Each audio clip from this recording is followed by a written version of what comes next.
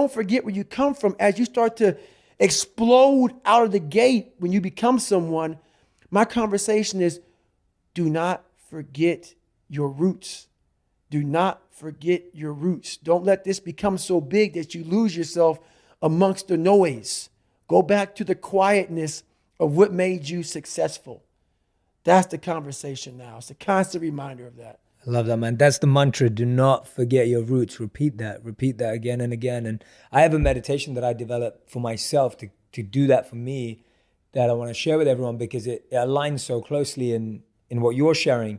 So every morning I sit and I look at my intentions to do anything. So whether there's a new deal on the table or there's a speaking gig that I've been invited to do or whatever it may be. And in your life, it can be anything, whether you're starting a new business, you're writing a book, it may even just be an Instagram post for whatever it is.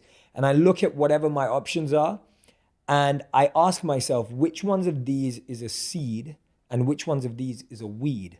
Right. Because the incredible thing in our garden is that weeds end up looking like seeds and can confuse you. 100%. So often that thing that's giving you ego and pride and fame and control and power looks like it's amazing. Right. But actually it's just strangling you. 100%. So watch somebody, listen to a podcast, listen to a great music. A lot of times in life it's fucking quiet. And those are the times when you want to run and hide. You gotta be able to find energy. You got to make up games, make up tricks, make up whatever you can to get to the next evolution of life. So taking souls is just another way. It's not about hurting the person you're against. It's about finding a tactical advantage in every situation you fucking physically can to get to the next. You're trying to inch further to the goal line. And you don't want to. And what is that goal line? The goal line is whatever it is for you. For me, I want to get through Hell Week. I want to get to hell with my head up high, being strong. I don't know what the goal line is for everybody. My goal line has been very different for most people. But you're trying to find energy and strength to stay in the fight, to continue on until you get that second wind. The second wind is coming, whatever the second wind may be for you. It's coming. But what happens is we get so stressed out that the end is so far away that we just can't find another foothold or another handhold, so we jump off the cliff and we just fall. There's another one, you got to find it. So taking soul is the one way to do it.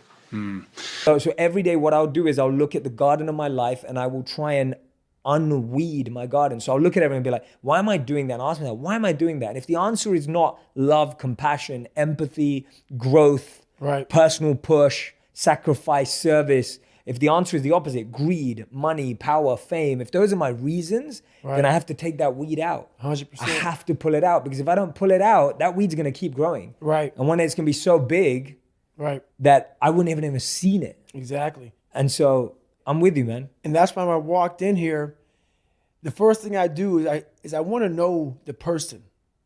Because there's so many people right now doing exactly what we're doing. What turns me off so badly is I see so many people out there trying to motivate people, inspire people, help people find what's going to drive you. I see all this shit. It's all fucking a bunch of shit. And I walk in, I see it everywhere. Everybody's got this going. Everybody's got a new podcast, this about I want to help you find yourself. They're not living it. They're not living it, which is why I look at people and I'm like, what are you about? Are you actually doing what you say you're doing? Which is why when I heard some of your story, I realized that you have substance to what you're saying, which is why now I can speak to you. A lot of times I go on these podcasts and I don't want to fucking be there. You know, because I start realizing this person is just talking. He's not living. And we share this with people and we expect them to change. They can see right through you. They can see you're not doing this. So that's the thing about it. Don't do everything in your life for money. Don't do everything. Yes, we need it to survive. There's a great drive and passion behind doing things for the mind and the soul. There's a great drive in that. Everybody